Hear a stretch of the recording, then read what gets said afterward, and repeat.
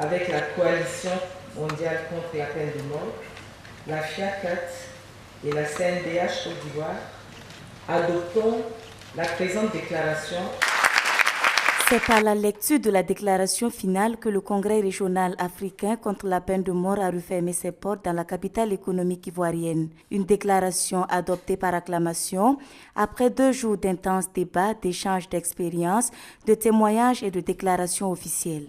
C'était des échanges incroyables parce que pleines d'énergie, pleines de dynamisme, mais aussi toute la gravité de la peine de mort. Ressortaient les témoignages, aussi bien des condamnés à mort, anciens condamnés à mort, innocentés, une famille de condamnés à mort qui étaient présents, les avocats qui peuvent nous attester de la réalité dans les prisons, et puis les militants, les parlementaires.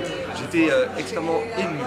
J'étais ému aussi par le message d'espoir qui nous a été donné par Ndoumé Olatounchani, cet Américain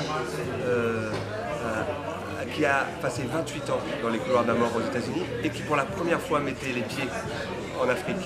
Son rêve, il a accompli son rêve et il nous a redit aujourd'hui qu'en étant ensemble et qu'en combattant ici en Afrique, on donne de l'espoir à tous les condamnés à mort partout dans le monde. Le mouvement abolitionniste se développe dans un monde où près des 3/4 des États ont renoncé en droit ou en fait à l'application de la peine capitale. Sur les 55 États africains, 4/5 sont abolitionnistes, dont 20 qui ont déjà aboli la peine de mort pour tous les crimes et 22 qui observent un moratoire sur les exécutions. De quoi réjouir les participants à ce congrès, qui sont entre autres des diplomates, parlementaires, universitaires, avocats, membres d'ONG, tous pour la défense de la cause commune, l'abolition totale de la peine de mort. Alors nous avons été conviés à ce congrès pour partager également notre expérience en matière de droits de l'homme.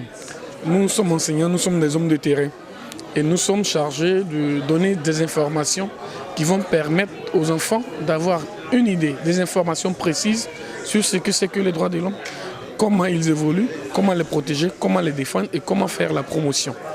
Alors ce congrès, une fois encore, nous a permis de réfléchir sur la question de la peine des morts.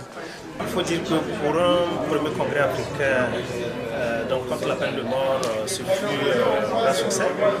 Il y a eu des échanges très forts, très intenses entre congressistes autour de la problématique de l'abolition de la peine de mort en Afrique. Et il a été noté qu'il y a eu des progrès significatifs qui ont été faits en Afrique.